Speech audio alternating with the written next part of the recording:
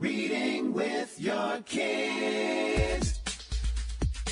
Hola, ni hao, konnichiwa, assalamu alaikum, shalom, mahaba, moni muli wanji, namaste, jambo, bienvenidos. Hi, my name is Jadley, and this is the Reading with Your Kids podcast, an iHeartRadio Best Kids and Family Podcast Award nominee.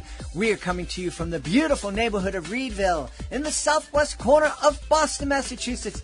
We're delighted and so very grateful that you're joining us in our mission to help families grow closer through reading. Please be sure to subscribe to the show on the iHeartRadio app, on Amazon Music, Spotify, Stitcher Radio, Apple Podcasts, wherever you find your podcast. Our guest today is Annie F. Downs. She is here to celebrate what sounds fun to you. Before we invite Annie into the studio to find out what sounds fun to her, we want to tell you about a really fun book that would be a great addition to your family library. It's our latest Reading with Your Kids Certified Great Read. Please don't tell Cooper that Jack is a rabbit by Michelle Lander Feinberg. A story of self-acceptance, courage, and unbreakable friendship. This really is a heartwarming picture book that follows the main character, Cooper the rescue dog, on a journey to find a true friend.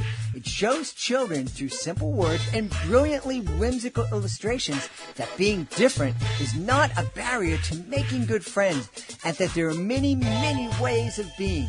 We love this incredibly sweet book. It's sure to touch a chord with both children and adults alike. It's the second of Michelle's books to be named a Reading with Your Kids Certified Great Read, and we are so happy to be able to tell you all about it. You can read our full review on our website, readingwithyourkids.com. And if you're the author of a fantastic children's book, you can find out about our Reading with Your Kids Certified Great Read program by going to readingwithyourkids.com, clicking on the Authors Click Here button at the top of the page, and scrolling on down to Certified Great Reads. Congratulations to Michelle Lander Feinberg. Her new book, Please Don't Tell Cooper That Jack is a Rabbit, is our latest Reading with Your Kids Certified Great Read. Joining us right now from Nashville in the great state of Tennessee. We're going to have fun today. Our guest is the author of a great children's book. It's called What Sounds Fun to You. She's a podcast host and the driving force behind a podcast network. Please welcome to the show, Annie F. Downs. Hey, Annie, how are you? Good morning. I'm so good. I'm so glad to be here. I'm really excited to have you here. You know, one of the things that you said to me in your note, in preparing for the show is the world doesn't seem like they're having a lot of fun lately. And I absolutely agree with you. Yeah. And, you know, one of the things about talking with kids about fun is it comes really natural to them. Mm-hmm. It's us, the grown-ups, who aren't remembering how we used to do that well. And so the fun part about having this book in kids' hands and families' hands and schools is it gives us this launching place to talk about what does sound fun to you in whatever place you're in the library or on the playground or at your house or where you worship, like what sounds fun to you. It really gives permission that we're each made uniquely and made differently, and that fun can be had in the way we were made. I love that, reminding kids that they are beautiful just the way they are, that they were intentionally made, and that they are loved. Yes, that's it. That's the thing. I mean, so the fun part is we come in talking about fun. Like that's our on-ramp onto the bigger conversation of that you were made on purpose. You're not an accident. The way God made you is unique and important, and the planet needs you. And one of the ways we can identify our uniqueness is in what sounds fun to us. Yeah. Why? I mean, obviously the pandemic's been like a real drag, especially to somebody like me who's been making my living performing for kids in schools for the last 30 years.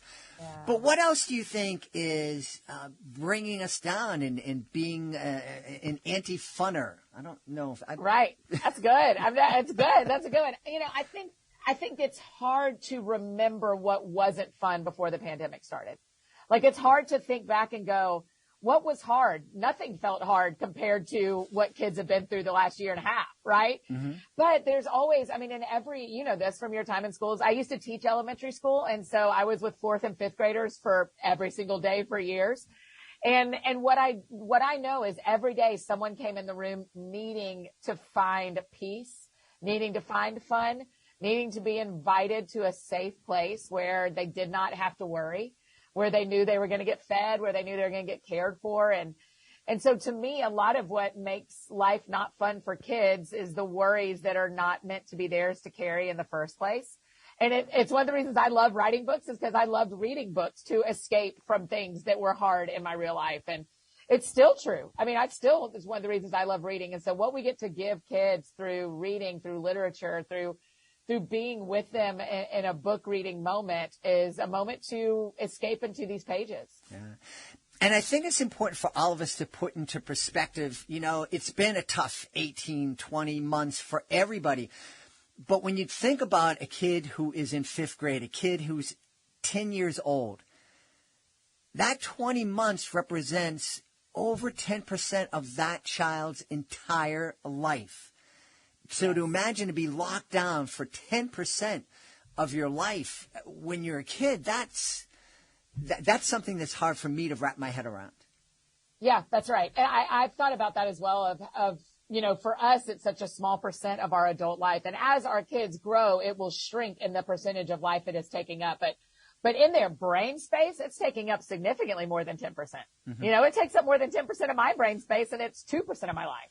Yeah. And so, I think it is really important for us to remember that as we are talking through these kinds of things, talking about fun with kids, it is, hey, even if there isn't a lot of money, even if we are stuck at home, even if we aren't able to go to this place we thought we were going to go, even if travel gets changed, how can we have fun right where we are? And that's kind of what I'm hoping what Sounds Fun to You teaches kids and models for families and friends is this idea of like, what does it look like to find fun right where you are that is not expensive, that does not take a lot of time, that can be short, sweet, and to the point. Yeah. Hey, I don't know. I had an experience. I grew up in the city in a fairly rough neighborhood, and all of our families had some sort of dysfunction and whatnot. Now, when we get together, all the guys in that neighborhood, when we get together and we tell stories, we all laugh about the crazy things that happened in our lives. Yeah. But I've had experiences where people have overheard our conversations and have started to cry. They go, "Oh, it's such a hard life," and I don't. And we did have a hard life, but we found a way to laugh about it and to work through it and to come out on the other end healthy. I don't know. It seems like today people are really kind of focusing in on, oh, this bad thing happened to me, so we got to talk about it. And talking about hard things is very, very important. But at some point, we have to kind of move on. And it seems like some folks are stuck in just reliving and rehashing those moments of heartache over and over and over again. Yeah, I think that's true. I think I can get stuck like that too, where it's what you focus on really matters. And so it's what we learned when we watched Inside Out, right? That we can hold joy and sadness, that you don't have to pick one or the other, that we don't have to pretend like everything's fine and just move on and sweep it under the rug, but we also don't have to pretend like things aren't fine, mm-hmm. Right? Like we don't have to pretend like sadness can't exist or the joy can't exist. And so it's one of the interesting things when you start talking to kids about fun and what sounds fun to you and what does it look like for us to have fun as a family or what does it look like in your neighborhood to have fun? Well, a lot of times you're going to get a deeper answer than you realize because much like you, kids are survivors, mm-hmm. right? One of the things my counselor says a lot is the tools you needed as a kid to survive were very helpful then. You don't need them anymore, right? And so what we get to see in the resilience of kids and the resilience of you and the resilience of a lot of our friends listening is there are tools being built into kids now. And one of those tools we can build in is like the power of fun and the power of choosing to go outside for 30 minutes and just play. I mean, my guess is you and your friends sit around and talk about at times how y'all all played baseball out in the neighborhood or how you all were running around or stayed out on your bikes until dark. And we need our kids to still do that, to get outside, to not just be playing video games or not just be sitting inside. And so encouraging them through books like What Sounds Fun to You, through the things that other people are talking about and resources of going like, hey, it matters to get outside. It matters to play with your neighbors. It matters that your ability to build this resilience in you is going to last you for a long time. There are tools you're going to be able to let go of, but the ones that you keep into adulthood really matter. Yeah. So tell us a little bit more specifically about the book. Yeah. I mean, the reason it all came about is that as a former elementary school teacher, I mean, I wanted to teach school since I was in third grade. My third grade teacher was so great that that's all I ever dreamed of doing from that day forward. And so then I taught school for 5 years. And so I really experienced what it's like to be surrounded by kids all the time and what they talk about. And one of the things I've also noticed, because my podcast is called That Sounds Fun, because I have an adult book called That Sounds Fun, a memoir that came out in February, a lot of people talk to me about fun. And Jed, the interesting thing that I hear over and over again is when I say to someone, what sounds fun to you, which is the title of the book, they'll say, well, I don't know if you're going to think this is fun, or I don't know if anybody else will think this is fun. Everybody shames their own fun. And the reason we do that is because in kindergarten on the playground, there was one cool thing to do, and then there was everything else. And we're still kindergartners on a playground, right? So what I hope happens and what sounds fun, every page of the book is a different spread full of kids that are all different ability levels, diversity level, all sorts of like age differences, skin tone differences. We picked a lot of different kids to display in this book, doing a lot of different things on every page. My hope is that as families read this together, as teachers read it to their classrooms, as librarians have it available to their kids, that the students will go, oh, well, that's cool on the playground, but so's that, so's that, so's that. So we're getting to, again, give them a tool as a kid that is worthy of keeping to their adult life of, you were made on purpose. What you think is cool on the playground is cool. And you get to carry that with you your whole life. Yeah. And I love that idea of not only letting the kids know that what they think is fun is cool. Yes. But also helping them open their eyes and say, well, you know what Annie thinks is fun, it could be cool for me too. Totally. That's my hope. I mean, and you know what I love about this book? So I'm not married yet. I don't have kids yet, but I have a lot of my peers have kids that I call my mini BFFs. They're like I didn't know when my best friends all had kids, I was getting new best friends, but it's the best. And so all the kids in the book are actual real life kids in my house in my life that the illustrator has illustrated into the book. And so they're getting to see like, not only does Annie think these things are cool, but these are people that Annie really loves. Like these are actually kids that are in her life on a regular basis. So that's incredibly fun to me. But I mean, like, there's a whole page about a garden and what's cool about a garden and what's fun out there. There's a page about places you worship. There's a page about your classroom or at home when you get off the bus. I mean, we tried really hard to kind of meet kids everywhere, at a farmer's market, at a circus, any place that kids might go, where we can go, hey, when you're there, you can have fun. Yeah.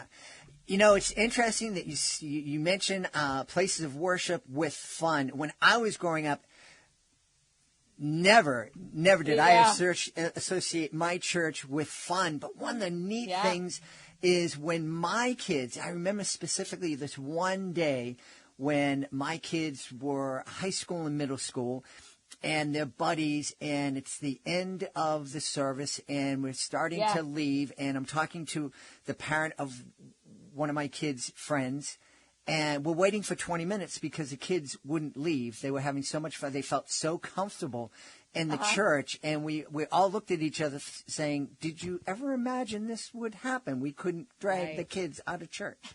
Yeah.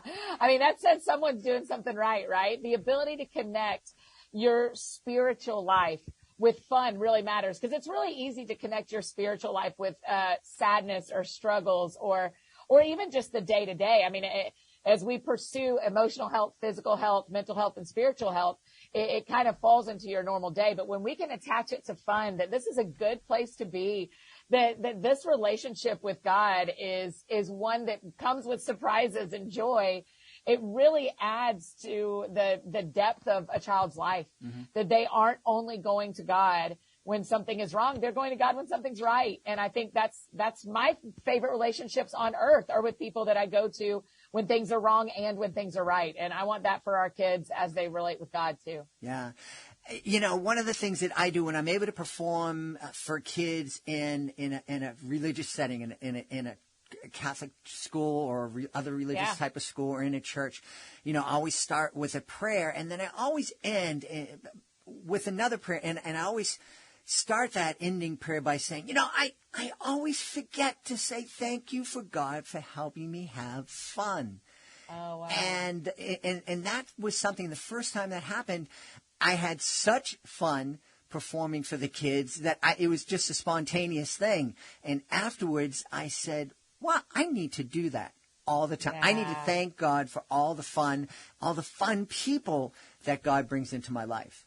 Yes. I mean, that's it, right? Like, I just think there's something really beautiful about bringing your whole self to everything you do. And part of your whole self is the fun that you're having. And it is a gift, right? I mean, on the days, our team at work talks about that. On the days where things are hard, we talk about it.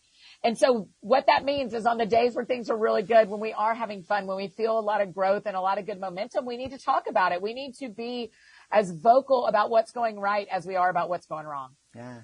What were some of the really fascinating things that kids told you they thought was fun? Things that you just didn't expect to hear? Yeah, I mean, I'm always amazed how much kids don't need something to be big and flashy to be fun to them.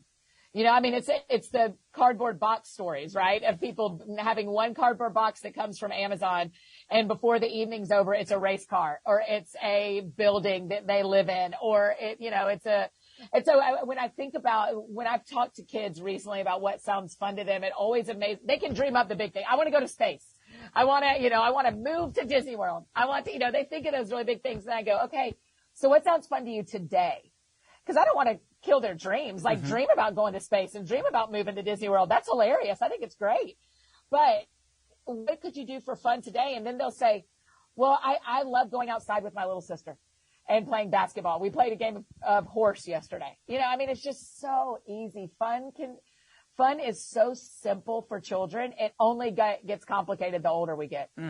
So part of why I think I'm on this planet is to remind our peers that fun is not as hard as we think it is, and to raise kids to not forget that fun is not as hard as they think it is. Yeah.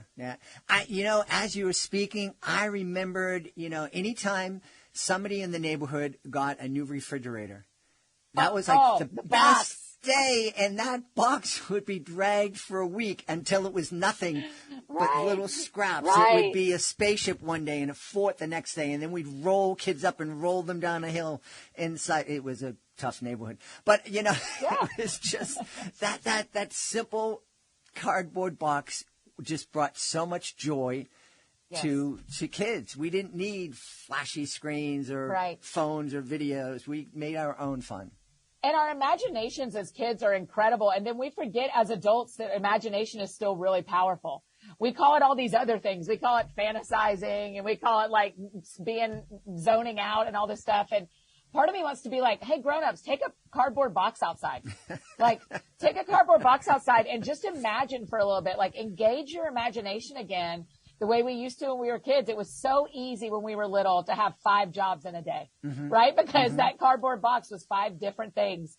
And I think we just are missing something, that we're not taking 20 minutes of our Saturday and imagining still as grown-ups. Yeah. One of the things that I hear on the Reading with Your Kids podcast, I hear lots of parents say, if I have to read this book again for the 4,000th time, I think my mind is going to explode. And I always remind them that you don't need to just sit and read the words the same way every single time. You can make it fun for you. And if you make the reading fun for you, if you have fun reading to your kids, with your kids, they're going to have the best time ever. I mean, isn't that one of my favorite things is when my friends' kids will say, you've got to hear my mom read this book because she does the funniest accents. Or you've got to hear my dad read this book. My dad, when he does this. I mean, I just love when kids feel like the book has come alive with the adult that's read it to them. I think that's why librarians are such a gift to us, is that is how they spend their lives, is making books come alive to kids. My grandmother was a librarian. My other grandmother and grandfather owned a bookstore. growing up. And so I grew up around grown-ups who made books come alive for kids. So I just think that's one of the best parts is getting, and in What Sounds Fun to You, we tried to do a couple of little things that would make adults laugh. Because that's one of my favorite things about kids' books is when I go, oh, they did not have to do that. They did not have to do that. They did that because they knew it was a grown-up that had to read this. Absolutely. Those are great times. And I know I love when I'm performing and I say a joke and none of the kids get it. And then you have that all the teachers. One or two adults in the back of the room just like rolling on the floor. Yes, that's exactly right. I mean, that's it, right? Because what you're also doing is you're saying, I recognize this is a room of kids, but I recognize that there are adults back there who used to be kids. Yeah. And you want to laugh too. I mean, laughter is such a gift and having fun is such a gift that we can make an active part of our lives. We worked really hard with What Sounds Fun to You to make sure that there wasn't an environment that this book wouldn't fit in. I mean, I was a public school teacher. I want public schools to have this on their shelves because I want them to talk to their kids about what sounds fun to them. Mm-hmm. And so that's been a fun part of this is getting to mail copies of the book to the schools I used to teach in and to my teacher friends that I've known for forever. And just handing them a resource that says, hey, that funny voice I used to hear you do through the wall, here's a book that I think on page 12, you're going to kill it, you know? Well, we've talked a lot about What Sounds Fun to You, and it sounds like a really fun book for a family to bring into their home, and it's going to inspire and ignite a lot of fun times. But you also have this podcast and a podcast network. So tell folks a little bit about your podcast and the rest of the shows on your network, please. Yeah, no one's going to be surprised. It's called That Sounds Fun. And honestly, that's how it started is an author asked me to interview them and I was like, where do you want me to release it? Like on Twitter? And he said, have you thought about starting a podcast? And hand to heaven, Jen, I said, well, that sounds fun. And I was like, that sounds fun. And that was in 2014 and we're, almost 500 episodes later, 7 years later. I mean, it has been incredibly fun. I just absolutely love it. We interview all sorts of people, athletes and Food Network people, faith-based artists and musicians, kind of anybody that'll answer my phone call. I'll talk to them on the podcast. And then the network exists. What I started noticing is a lot of my friends, you may experience this, Jen, a lot of my friends who are podcasters felt really lonely in this job. Mm-hmm. Even though you're interviewing someone, when we hang up, you're in charge of everything after this. Right. And it felt really lonely. And so some podcast friends and I started talking. We were like, what if we just got together and kind of housed it under one thing? When you think about we call ourselves an amusement park of podcasts. And so when you think about it, when you think about an amusement park, you recognize everything's kind of going to have the same theme. It's kind of going to be, and so ours are all going to be family friendly. Mm-hmm. Ours are all going to be faith-based hosts, but not faith-based shows. And so we have a show called Dadville that's for dads. And it's two dads that have elementary aged kids just talking about how to survive, right, as dads and how to do it really well. We have a couple of different shows on racial diversity and on helping have that conversation within our friendship groups and our families. We have great interview shows. We have relationship shows. We have a marriage and family show coming on soon. And so we're just having a great time helping people like you and me who have these ideas of what kind of podcast they want to make. We're having the best time like, okay, well, we'll help you. We'll help you make it. And we'll help you put it out in the world and see what people think. We have one for kids called the Mini Bff Podcast. And it's once a week and it's just me telling a story. It's 5 or 6 minutes. And we just thought, man, when kids are brushing their teeth or when they're on their way to school with their parents in the car, can we be with them for 5 minutes and just tell them a story? And so that's that one's brand new and fresh out. And it is so fun to see kids responding to it. That's awesome. Well, I know people are going to want to know where they can go to find out more about What Sounds Fun to You, your podcast, and also find out more about you. Yeah, I'm embarrassingly easy to find, Jed. It's Annie F. Downs everywhere. You just can't miss me half the time. So Annie F. Downs, F as in fun. That just worked out nicely. I appreciate my parents giving me that middle initial. And the book is available wherever you love to buy books. Local bookstore is always my first stop, but you can also go to any of the online retailers that you love. And it's at Target, so you can swing by your Target and pick it up there. And the podcast, That Sounds Fun, and Mini BFF Podcast, or wherever you love to listen. Wherever you're listening to this, you can search for those shows as well. Awesome. Well, we've had a really fun time speaking to the author of What Sounds Fun to You, Annie F. Downs. Hey, Annie, thanks for being here today. Thanks for having me. I love what you do. I'm really grateful to be a part today. Please be sure to join us for the next episode of the Reading with Your Kids podcast. Our guest will be Colleen Paff. She'll be here to celebrate the Great Stink, how Joseph Bazalgette solved London's poop pollution problem. That's the next episode of the Reading with Your Kids podcast. Want to thank the folks who made today's show so wonderful. Of course, we want to start by thanking our guest, Annie F. Downs. Please be sure to check out What Sounds Fun to You. Also want to thank my team, Alana Doherty, Fatima Khan, Rory Grady, Michael Murphy. I want to thank my beautiful wife for all the support she gives me. Most of all, we all want to thank you. Thank you so much for taking the time to join us today. And as always, thank you so very much for taking the time to make the world a better place by reading with your kids. I'll be looking for you in the next edition of the Reading with Your Kids podcast.